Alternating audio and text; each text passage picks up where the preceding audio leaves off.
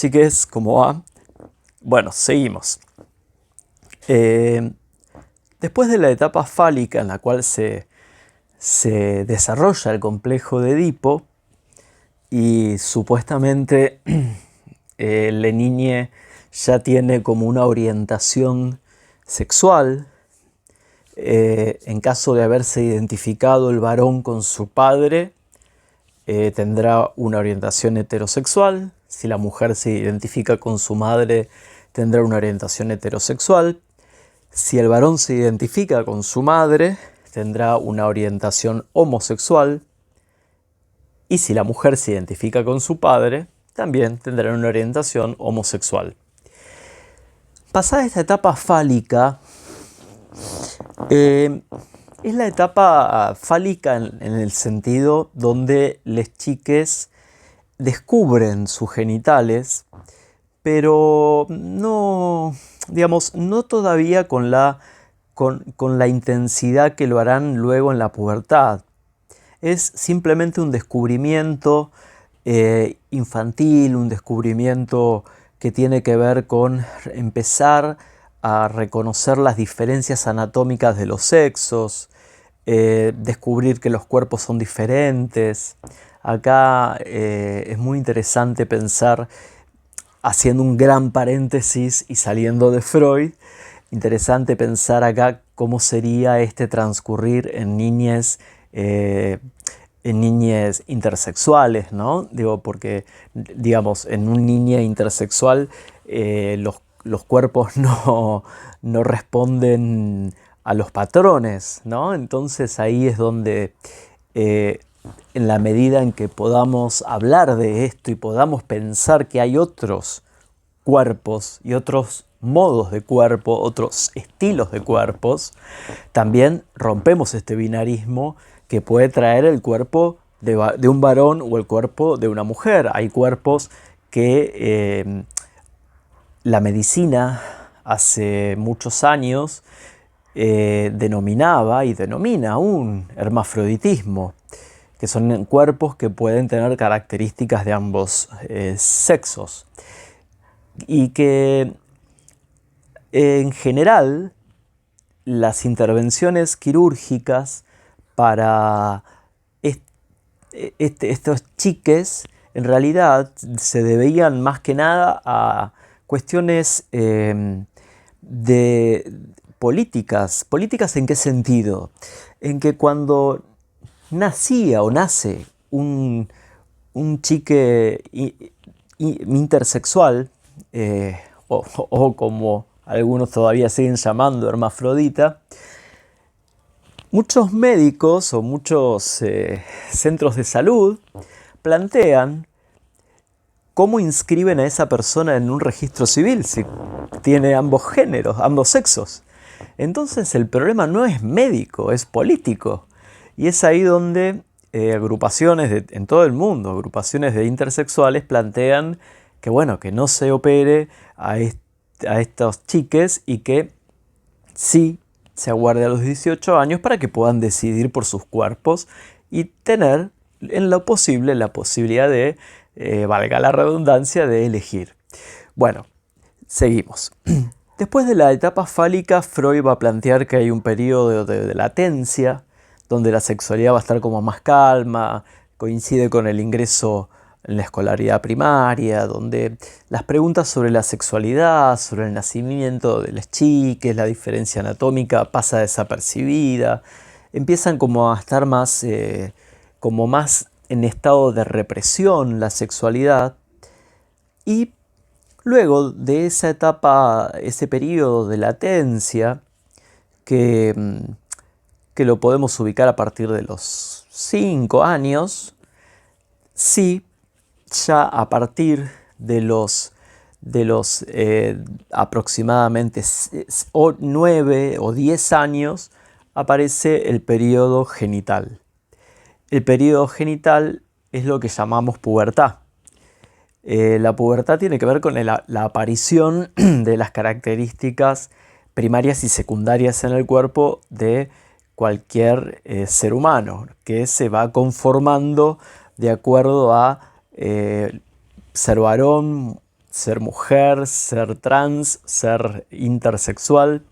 Y es ahí donde la sexualidad empieza a adquirir cierta madurez y cierta funcionalidad.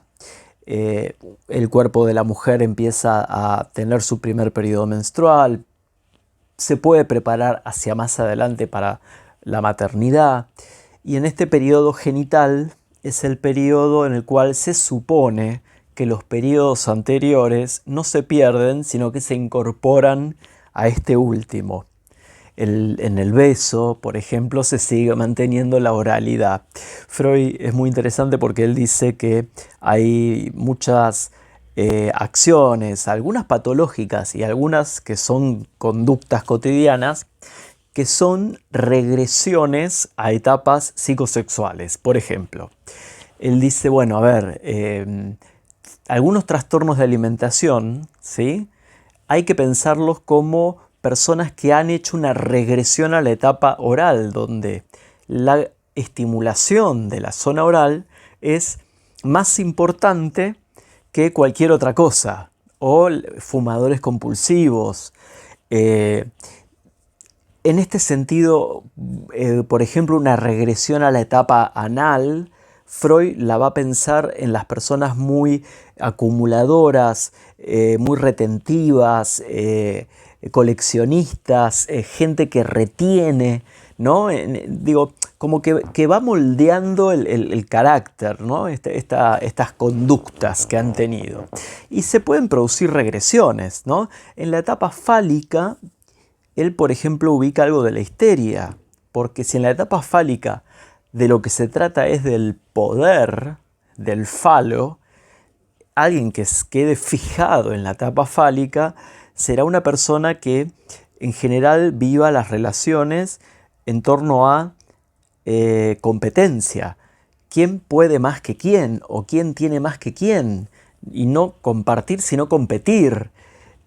Porque el tema es el poder, el falo, ¿no? Obviamente que estamos hablando de un pensador y de un autor que sigue siendo actual, sigue teniendo importancia, pero también me gusta mucho aclarar mucho esto, que lo que Freud llama falo y poder, yo hoy lo llamo privilegios, y que lo que Freud consideraba el pene en erección, como en muchas culturas originarias también era considerado una fuente de poder, hoy es lo que llamo machismo y lo que llamo sociedades patriarcales. Entonces, en ese sentido, creo que hay una relectura que podemos hacer hoy sobre esos temas y poder pensar que cuando Freud empieza a pensar en la etapa fálica, en realidad lo que está pensando es en que el varón es superior, pero no porque él lo considere superior, porque él es machista. Él está describiendo su época. Y está describiendo una época en la cual, indudablemente, el varón tenía muchísimos privilegios y muchísimos accesos a un montón de beneficios que la mujer no. De hecho, es interesante porque si bien Freud ha tenido conductas machistas, Freud ha incluido dentro de su círculo de Viena, dentro del círculo de psicoanalistas, a muchísimas mujeres que no podían entrar a las universidades, que no podían votar, que no podían... Y sin embargo, para Freud era maravilloso que las mujeres pudieran, empezando por su hija, tener acceso al psicoanálisis. Pero bueno, también es cierto que el psicoanálisis se ha constituido en torno a un discurso bastante heteronormativo. ¿Por qué? Porque cuando el psicoanálisis intenta explicar muchísimas veces las conductas sexuales, incluso cuando las plantea desde una elección sexual que no es un problema, porque para Freud desde 1905 la homosexualidad no era un problema, pero siempre se plantea desde el parámetro de la heterosexualidad. Es decir, la homosexualidad no es un problema, pero ¿qué es la homosexualidad? lo que no es la heterosexualidad. ¿Qué es la bisexualidad? Lo que no es la heterosexualidad. Entonces, si el parámetro es la heterosexualidad y la heteronorma, en ese punto, ahí sí no le doy la derecha a Sigmund, porque en ese sentido, digamos, la media y la medida que él toma es una medida que sería como de la cual pueden partir las demás. Entonces, acá es donde deberíamos pensar que no hay una medida que es la medida, sino que hay una cantidad de variantes en las cuales el ser humano se puede ir adaptando o puede ir eligiendo o puede ir experimentando. Freud consideraba que la infancia era importante y además la infancia determinaba la adultez. Y también consideraba que las elecciones sexuales en general eran definitivas, que alguien cuando accedía a una elección sexual, eso ya prácticamente no tenía retorno, es decir, alguien no podía desandar una elección sexual.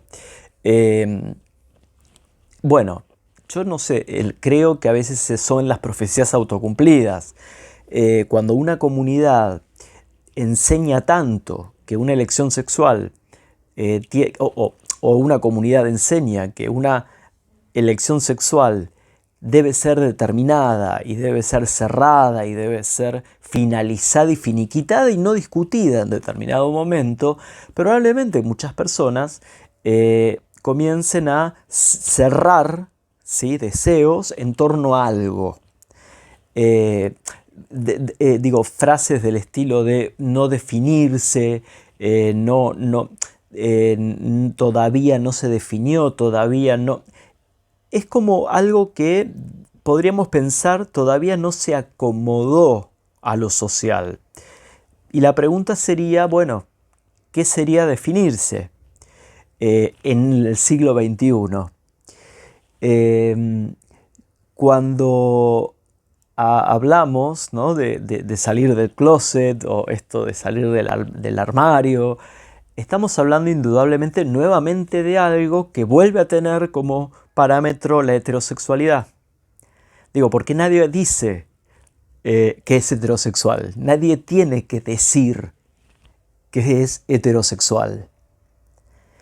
Sin embargo, alguien que sea homosexual, bisexual, transexual, intersexual, debe decirlo.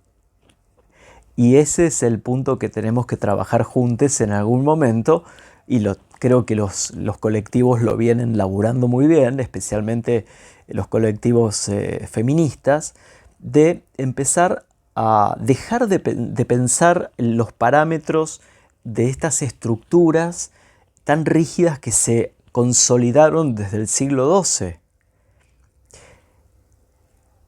Un comentario para cerrar.